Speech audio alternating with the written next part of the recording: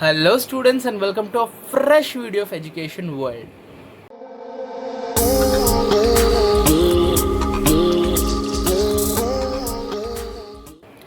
Students, हम लोग ने लास्ट जो अपना लेक्चर था उसमें कवर किया था एक नया चैप्टर और बहुत इंटरेस्टिंग चैप्टर का अपना नाम अगर आपको याद रहेगा तो वो था एंटरटेनमेंट एंड हिस्ट्री। ये चैप्टर को मैंने बताया था आपको कि ये चैप्टर थोड़ा सा लेंदी है, थोड़ा सा चैलेंजिंग है। इसके लिए जितना हो सके उतना अपन ईजी टर्म्स एंड ट्रिक्स से इसको पढ़ेंगे। यहाँ पर मैंने आपका लेक्चर नंबर 1 पहले से अपलोड कर दिया है। अगर आपने लेक्चर नंबर 1 नहीं देखा सो प्लीज़ जाके पहले लेक्चर नंबर 1 देखिए, फिर आइए, क्योंकि यहाँ पर आपको अगर लेक्चर नंबर 1 नहीं समझा रहेगा तो ये कुछ नहीं समझेगा। सो पहले जाइए लेक्चर नंबर 1 देखिए, लिंक जो है मैं डिस्क्रिप्शन में दे दूँगा।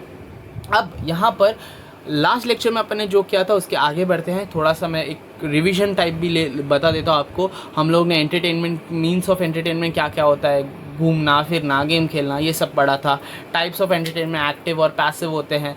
एक्टिव मतलब परफॉर्म करना, पैसिव मतलब देखना। क्यों अपने को एंटरटेनमेंट की ज़रूरत है? क्योंकि ये फिजिकली एनर्जेटिक बनाता है, हमारा इम्प्रूव होता है हमारा वर्क का एफिशिएंसी वगैरह। फोक थिएटर्स के बारे में अपन ने पढ़ा था। इसमें पहला था कठपुतली हड़प्पन सिविलाइजेशन के टाइम पे एक्सकावेट हुआ था आर्कियोलॉजिकल सर्वेस के दौरान वगैरह। 4 टाइप के पपेट्स वगैरह अपन ने पढ़े थे। दशावतार थिएटर के बारे में पढ़ा था। बप्पा के नाम के साथ शुरू होता है, दही हंडी पे ख़त्म होता है। 10 अवतार विष्णु भगवान के ऊपर ये बताया जाता है। भजन के बारे में पढ़ा था, कीर्तन के बारे में पढ़ा था, ललित के बारे में पढ़ा था, भरुड़ के बारे में पढ़ा था, और लास्ट अपन ने पढ़ा था तमाशा के बारे में। अगर आपको याद है, नहीं, तमाशा के बाद शायद और एक टॉपिक लिया था अपन ने, पोवाड़ा तक हम लोग ने ख़त्म किया था। आज के इस लेक्चर में हम लोग पोवाड़ा के बाद वाला टॉपिक स्टार्ट करेंगे। पोवाड़ा के बाद जो टॉपिक है वो टॉपिक का नाम बड़ा इंटरेस्टिंग है, मराठी थिएटर। इसमें जो पहला अपना टॉपिक है वो है ड्रामा के ऊपर। ओके, यहाँ पर मैं थोड़ा सा स्क्रीन को और थोड़ा बड़ा कर देता, एक्सपैंड कर देता ताकि आपको समझे। ओके, आगे बढ़ता हूँ मैं। Theatre is a form of performing art, devoted performance, either solo or collective. Theatre होता ही है कि आप सोलो परफॉर्म करो, आइदर आप ग्रुप के साथ परफॉर्म करो। बट थिएटर बना किस लिए? For performing. Actors and audience both are integral part of the lalit art. Integral का मतलब रहता है इम्पॉर्टेंट पार्ट। अब यहाँ पर एक पॉइंट है जो मैंने यहाँ पर आपको एज अ फोटो के फॉर्म में, आपको इमेज के फॉर्म में शो किया है। एलिमेंट्स ऑफ थिएटर का मतलब यही होता है गाइस कि अगर आपके पास थिएटर्स है तो आपको किस चीज़ का ध्यान आपको रखना पड़ेगा। सबसे पहला भाई मेकअप। भाई आप जो भी आप कर रहे हो सो उसका मेकअप प्रॉपर होना चाहिए, तभी लोगों को वो चीज़ के साथ लोग रिलेट कर पाएंगे। कॉस्ट्यूम्स अच्छे होने चाहिए भाई, जैसे अगर आप पोर्ट्रे कर रहे हो रामायण को तो उस टाइम के कॉस्ट्यूम्स होने चाहिए। वैसे ब्यूटीफुल कॉस्ट्यूम होने चाहिए, मॉडर्न एज का नहीं। स्टेज होना चाहिए अच्छा खासा, लाइट अरेंजमेंट होनी चाहिए, लाइट्स विजुअल इफेक्ट्स होने चाहिए, स्क्रिप्ट होनी चाहिए भाई अच्छा खासा, डायलॉग डिलीवरी टाइम पे होना चाहिए, स्क्रिप्ट होना चाहिए अच्छा खासा, आर्टिस्ट होने चाहिए, एक्टर्स होने चाहिए। ये नहीं रहेंगे तो कैसे चलेगा? क्रिटिक रहना चाहिए। क्रिटिक क्या होता है ये मैं लास्ट में बताऊंगा, इसलिए इसको मार्क नहीं कर रहा हूँ मैं।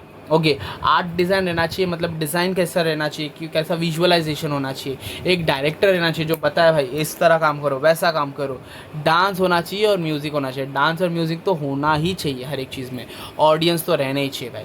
क्रिटिक मतलब क्या होता है कि भाई क्रिटिक का एकदम मैं सिंपल एग्जाम्पल देता हूँ। आप एक मूवी देखने गए, आप मूवी देख के आए, आपको मूवी पसंद आया, आपने रिव्यू दिया, आपको मूवी नहीं पसंद आया, आपने बुरा बोला, इसी आप हो गए क्रिटिक। ओके, क्रिटिक का मतलब क्या होता है कि रिव्यू देना, फीडबैक देना कि भाई मेरे को वो चीज़ पसंद आई या नहीं आई। इसको अपन क्या बोलते हैं? क्रिटिक बोलते हैं, और ये काम क्रिटिक्स ही करते हैं। ओके, आगे बढ़ता हूँ मैं। Contribution of Bhosle rulers of Tanjore. The rulers of Tanjore, the Bhosle family were a great patrons of drama. ये जो भोसले फैमिलीज थी, भोसले फैमिलीज बहुत ज़्यादा मतलब आप बोल सकते हो ग्रेट पेट्रॉन्स ड्रामा के थे। Some of them are written in few plays. इन्होंने कुछ प्लेज भी लिखा था, कुछ आर्ट फॉर्म्स भी लिखे थे। The promoted plays in Marathi and southern languages. यानी ये सबसे ज़्यादा इंपॉर्टेंटली प्राइमरी ये मराठी फोकस पे करके मराठी लैंग्वेजेस में कुछ प्लेस को दिए थे, और बाकी जो थे वो सदर्न लैंग्वेजेस में। Some of them translated few Sanskrit play. कुछ चीज़ों को संस्कृत में भी ट्रांसलेट किया गया था। ये एक छोटा सा पॉइंट था तो मैंने सोचा कवर कर लूँ। आगे बढ़ता हूँ। एक ग्रेट इंपॉर्टेंट पर्सन के बारे में पढ़ना है, विष्णुदास भावे। अभी यहाँ पर 1-2 पर्सन के बारे में पढ़ना है तो इसमें अपन ज़्यादा टाइम वेस्ट नहीं करेंगे। थोड़ा बहुत बोला है वो पढ़ लेंगे और निकल जाएंगे। विष्णुदास भावे और उसके बाद वीजे कीर्तने के बारे में है। विष्णुदास भावे के बारे में he is known as the father of Marathi theatre. Marathi theatre के जो फादर है वो कौन है? विष्णुदास भावे, विष्णुदास भावे, विष्णुदास भावे। फिलअप क्वेश्चन भी है हाँ क्या। सीता स्वयंवर presented by him was the first play. सबसे पहला प्ले मतलब जो ड्रामा इन्होंने प्रेजेंट किया था वो था Sita Swayamvar. Again fill up question, dash presented by Vishnu, dash was the first play presented by Vishnudas Bhave, Sita Swayamvar. It was follow by many historical, mythological and light farcical stage plays. बहुत सारे माइथोलॉजिकल हिस्टोरिकल प्लेज यहाँ पर हो चुके थे। The farcical play dealt with many social issue in a humorous way. उस time पे बहुत सारे सोशल इशू हो रहे थे, सती चल रहा था, डाउरी चल रहा था, उनको बड़े ह्यूमरस वे में प्रेजेंट करके वहाँ सोशल अवेयरनेस क्रिएट कर रहे थे गाइस। होप ये आपको समझा रहेगा। जैसे मैंने बोला नेक्स्ट अपना टॉपिक वीजे कीर्तने के ऊपर। In the initial years written script were not use. अभी कुछ टाइम से रिटन स्क्रिप्ट यूज नहीं हो रहे थे, मतलब शुरुआती दौर में। Lyrics were written down but the dialogues use to be spontaneous. Lyrics को लिखा जाता था लेकिन डायलॉग्स में अपन ऊपर भी पढ़े थे कि बहुत ज़्यादा स्पॉन्टेनियस था, यानी क्विक था। V J Kirtane was the first author who wrote the script to the play Thorle Madhavrao Peshwe in 1861।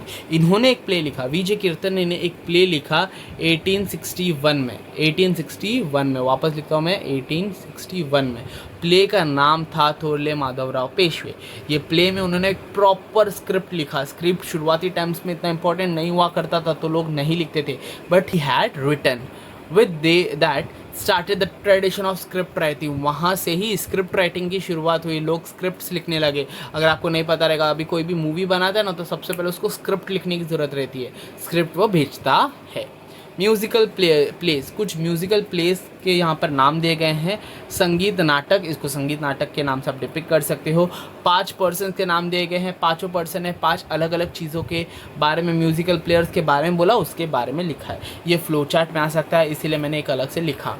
पहले जो पर्सन है वो है अन्ना साहब किर्लोस्कर, संगीत शकुंतला। दूसरे जो है वो है गोविंद बल्लाल देवल, संगीत शारदा। तीसरे जो है श्रीपद कृष्णा कोल्हाटकर, संगीत मूक नायक। चौथे जो है वो है कृष्णानी प्रभाकर खलडीकर, संगीत मनापन। 5वें जो है वो है राम गणेश गडकरी, संगीत एकच प्याला। तो ऐसे कुछ 5 पॉइंट है, ये आपको याद रखते हो तो वेल एंड गुड, नहीं याद रहते तो कोई प्रॉब्लम नहीं, आप पढ़ सकते हो। अब यहाँ पर कुछ पॉइंट इंपॉर्टेंट है, जैसे कुछ प्ले राइट्स के बारे में बोला है, नेम ऑफ द प्ले बोला है और स्पेशल फीचर्स बताए गए ये सब के बारे में। सो एक एक करके फटाफट इसको पढ़ लेते, ये ज़्यादा इसमें टाइम नहीं अपन वेस्ट करेंगे, जो होगा अपन आगे और भी अपने पॉइंट्स बाकी है। जैसे कुछ प्ले राइट है, जैसे आचार्य आत्रे, इन्होंने अलग अलग प्लेज लिखे हैं, जैसे साष्टांग नमस्कार, उदय से संसार और घरा बाहर, ऐसे कुछ प्लेस है। Helped in Marathi theatre to continue when it suffer to temporary decline, मतलब मराठी थिएटर डिक्लाइन हो रहा था, डिक्लाइन होते टाइम इन्होंने कुछ प्लेस लिख के उसको वो बोल सकते हो आप बूस्ट किया, सर्वाइव करने के लिए मदद किया।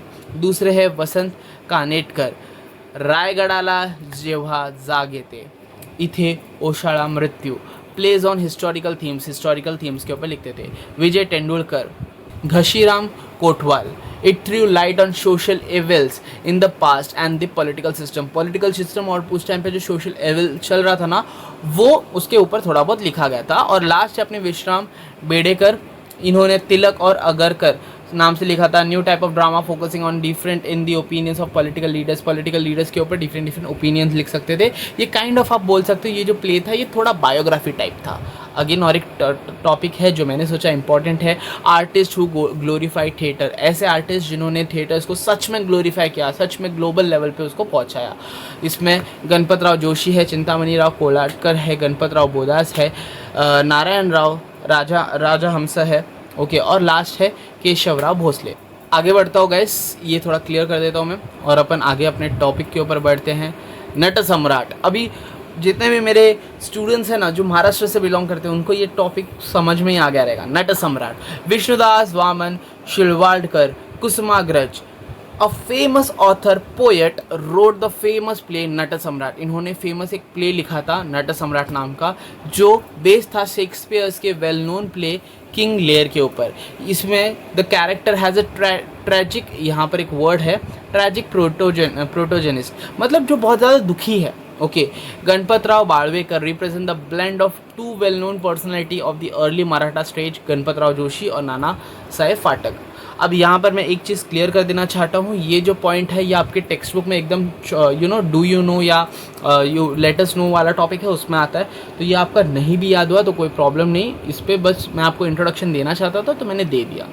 यहाँ पर आता है one of the most important topic, और अभी अपना चैप्टर ऑलमोस्ट अभी अपन एंड की तरफ बढ़ रहे हैं। टॉपिक का नाम है सिनेमा। बड़े बच्चों को ये तो बहुत अच्छा लगेगा, क्योंकि भाई मैं पर्सनली बहुत बड़ा सिनेमा लवर हूँ। जैसे मैंने आपको बताया मेरे को मूवीज़ देखना बहुत ज़्यादा पसंद है। सो बेसिकली यहाँ पर सिनेमा के रिलेटेड कुछ बोला ना तो मेरे को बड़ा मज़ा आता है। अब सबसे पहला तो गाइस आपको एक पर्सन के बारे में पता चलना चाहिए, दादा Saheb Phalke.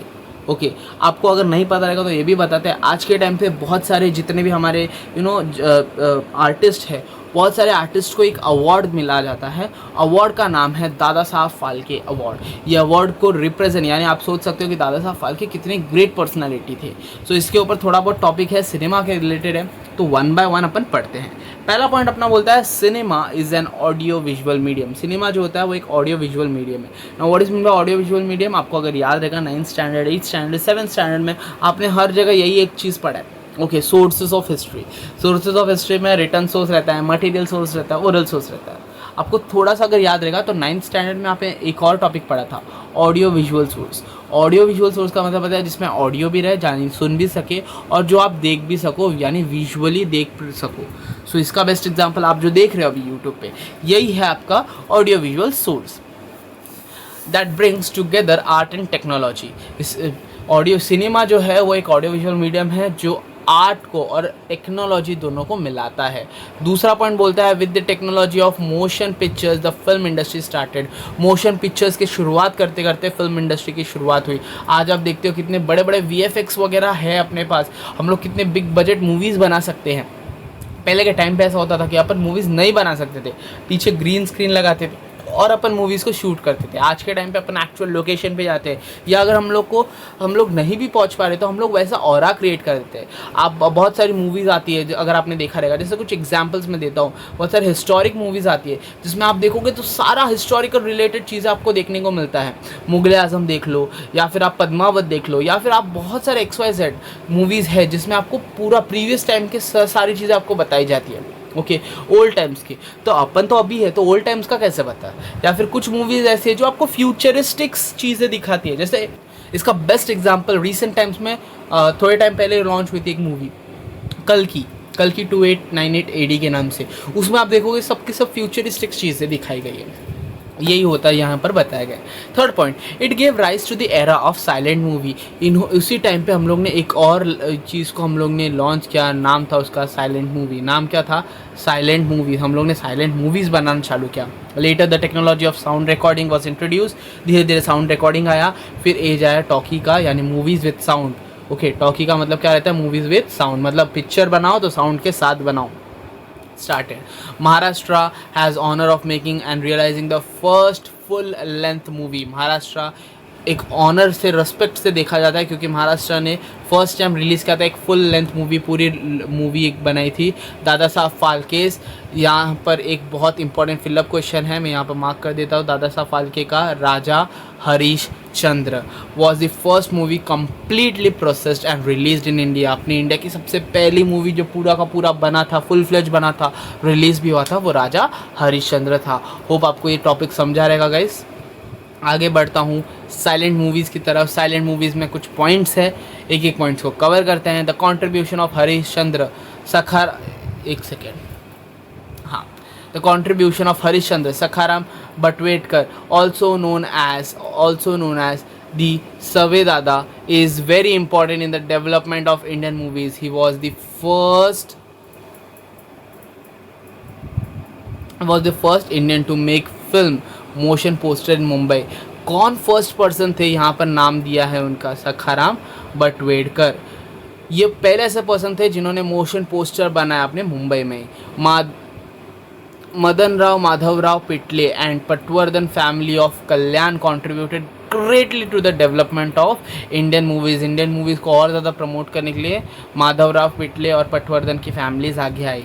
Gopal Ramchandra Torne and his associates made movie Pundalik with the help of foreign techniques and release in Mumbai in 1912। यहाँ पर जो नाम दिए गए वो इंपॉर्टेंट है, ईयर दिए गए वो इंपॉर्टेंट है, किसने बनाया वो भी इंपॉर्टेंट है। सो प्लीज़ ध्यान से सुनना। गोपाल रामचंद्र टोरने ने पुंडलिक नाम की मूवी बनाई जो फॉरेन टेक्नीशियंस के साथ मिलकर बनाई थी, रिलीज हुई थी 1912 में। दादा साहब फाल्के ने पहली डायरेक्ट की हुई मूवी थी।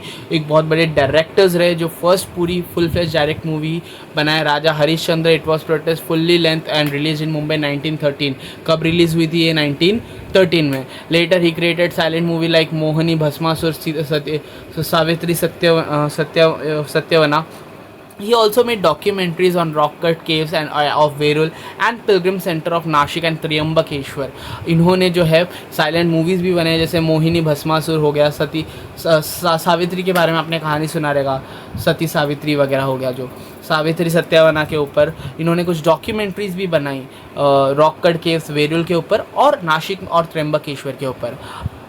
आगे यहाँ पर एक और पॉइंट बोला है, ये क्लियर कर देता हूँ मैं थोड़ा सा। एक और पॉइंट बोला है, Anand Rao painter was the first one to make a cine camera of India make. आगे बढ़ता हूँ। साइन कैमरा मतलब सिनेमैटिक शॉट्स जो जिससे लिए जाते हैं। यहाँ पर थोड़ा सा इम्पॉर्टेंट है, कुछ पॉइंट्स जो फ्लो चार्ट के लिए पूछे जा सकते हैं। 3 क्वेश्चन मैंने यहाँ पर लिखा है और आपको तीनों क्वेश्चन याद करने हैं, ठीक है। मैं 1 बाय 1 हर एक चीज़ दिखा देता हूँ आपको। ओके पहला है पॉपुलर हिस्टोरिकल हिंदी मूवीज़, अपनी हिंदी मूवीज़ जो पॉपुलरली डिस्कवर हुए थे। 6 नाम दिए गए हैं, 6 में से कोई भी आपको 4 भी याद रहते अच्छी बात है। सिकंदर, तानसेन, सम्राट, चंद्रगुप्त, मुगल आज़म, आंदोलन, झांसी की रानी। ये 6 नाम आपको याद रखने ही हैं। ये 6 मूवी जो पॉपुलरली नोन है। दूसरा है टाइप्स ऑफ मूवी। मूवीज़ कितने टाइप्स की बनती है? सो डॉक्यूमेंट्रीज़ बनती है, वेल एंड गुड भाई। डॉक्यूमेंट्रीज़ मतलब किसी चीज़ के बारे में डिटेल इन्फॉर्मेशन देना। ओके चिल्ड्रेंस एजुकेशन के लिए, बच्चों के एजुकेशन के लिए कुछ मूवीज़ बनाई जाती है, जैसे अपने हिस्टोरिकल मूवीज़ है, तानाजी है, शेरशाह है, सरदार उद्धम है, सरदार उद्धम सिंह नाम से मूवी है। ओके अभी रिसेंटली रिलीज हुई स्काई फोर्स है, बहुत सारे ऐसे मूवीज़ है। एजुकेशनल मूवीज़ बनाई जाती है, कुछ ऐसे मूवीज़ बनाए जाते हैं जो अपने को कुछ ना कुछ सिखा के जाती है, कुछ ना कुछ कहानियाँ बता के जाती है, ठीक है। मराठी मूवीज़ ले लो, पावनखिंड ले लो, शेर शिवराय ले लो। ओके बहुत सारे मूवीज़ ऐसे हैं। ओके एडवर्टाइजिंग फिल्म, कुछ फिल्म जो है वो सिर्फ और सिर्फ एडवर्टाइजमेंट पर्पज़ के लिए रहते हैं, कुछ अपने हिस्टोरिकल फिल्म रहते हैं, कुछ movies narrating the story, friction और नॉन फिक्शन रहते हैं। मतलब कुछ कुछ ऐसे मूवी रहते हैं जो फिक्शन यानी कहीं ना कहीं फिक्शन यानी कहानी, मनगढ़ंत कहानी रहती है, कुछ ना कुछ सच्ची कहानी में भी रहती है। एक मूवी जो हम सबको मोस्ट ऑफ द स्टूडेंट्स को पसंद रहेगा या मोस्ट ऑफ द पब्लिक को पसंद रहेगा, बट वो नॉन फिक्शन है। ओके एक एग्जांपल मैं एज एन एग्जांपल देता हूँ, 3 इडियट्स बहुत ही मस्त मूवी है और वो मोस्ट ऑफ द पर्सन को पसंद आती है, लाइक करते हैं सब लोग उसको, बट क्या वो रियल स्टोरी है? क्या नहीं, एक फिक्शन कहानी है। मूवीज़ ऑन आर्मी, आर्मी के ऊपर तो बहुत मूवीज़ निकलती है और ये मेरी पर्सनल फेवरेट है। आप हॉलीडे देख लो या फिर आप शेरशाह देख लो, कोई भी मूवीज़ आप देखो आर्मी के ऊपर, उरी द सर्जिकल स्ट्राइक देख लो, ये सब अपने आर्मी बेस्ड मूवीज़ है। आगे बोला है कुछ प्रोडक्शन हाउसेस के नाम दिए गए हैं। उस टाइम के प्रोडक्शन हाउसेस में 4 नाम थे, चारों नाम याद रखने हैं। पहला जो है वो है आरके स्टूडियोज़, दूसरा है बॉम्बे टॉकीज़, तीसरा है नवकेतन और चौथा है राजकमल प्रोडक्शंस।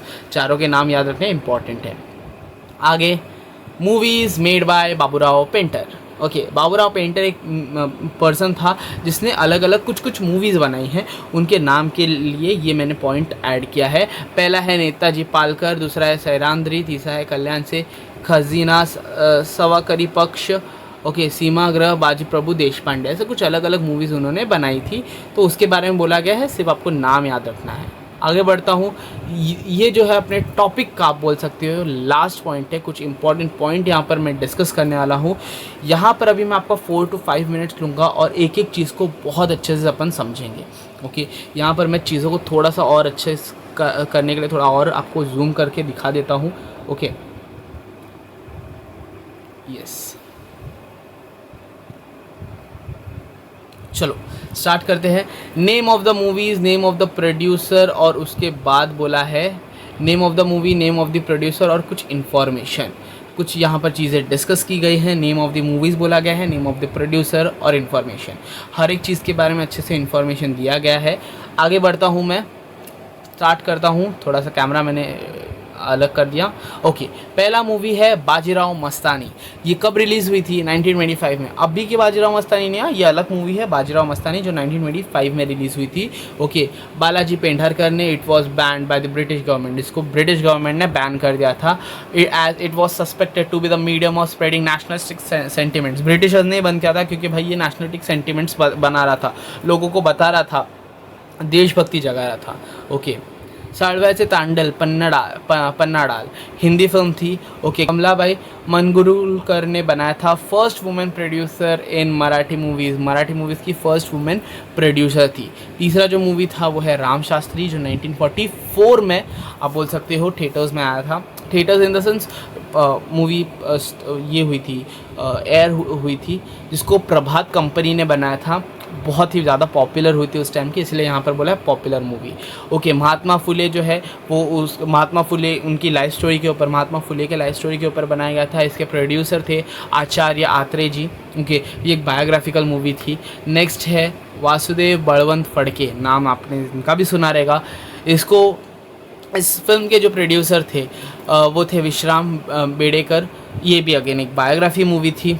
ठीक है, नेक्स्ट धन्य ते संताजी धनाजी, दिनकर डी पाटिल ने बनाया था, एक हिस्टोरिकल मूवी थी। नेक्स्ट बाल शिवाजी, बहुत ही ज़्यादा उस टाइम की one of the most popular movie में से एक था, जिसने बहुत ज़्यादा नेशनलिस्टिक्स आप बोल सकते हो देशभक्ति जगाया था लोगों के अंदर। प्रभाकर पेंढारकर ने इन्होंने बनाया था। हिस्टोरिकल चिल्ड्रन मूवी, बच्चों के लिए स्पेशली था ये। ओके, लास्ट है संत तुकाराम, अगेन प्रभात फिल्म कंपनी ने बनाया था। It was shown in the international film festival in Paris. ये पहली ऐसी मूवी थी जो इंटरनेशनल फिल्म फेस्टिवल जो पेरिस में होते हैं ना, वहाँ पर इस मूवी को बताया गया था। विष्णुपंत पडगेन इज एक्टेड एज संत तुकाराम, जो उस टाइम पे जो एक्टर थे जिन्होंने संत तुकाराम का रोल प्ले किया था उनका नाम मेंशन किया गया है।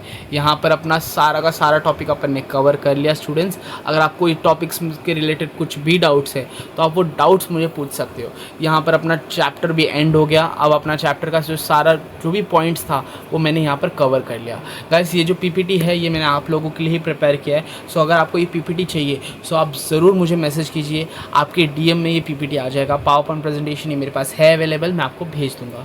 ये पीपीटी आप सबके बहुत काम आने वाला है।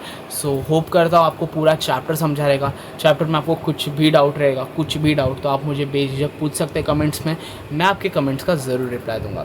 अगर आपको कोई ऐसा टॉपिक के ऊपर वीडियो चाहिए तो आप ज़रूर मुझे इंस्टाग्राम पे फॉलो कीजिए। वहाँ पर मुझे आप बोलिए कि आपको कौन से टॉपिक के रिलेटेड वीडियो चाहिए, मैं आपके लिए वो वीडियो ज़रूर बनाऊंगा। होप गाइस आपको ये वीडियो पसंद आएगा तो share with your friends, family and colleagues. मिलते हैं अपने नेक्स्ट वीडियो में, तब तक के लिए bye bye. Thank you so much guys.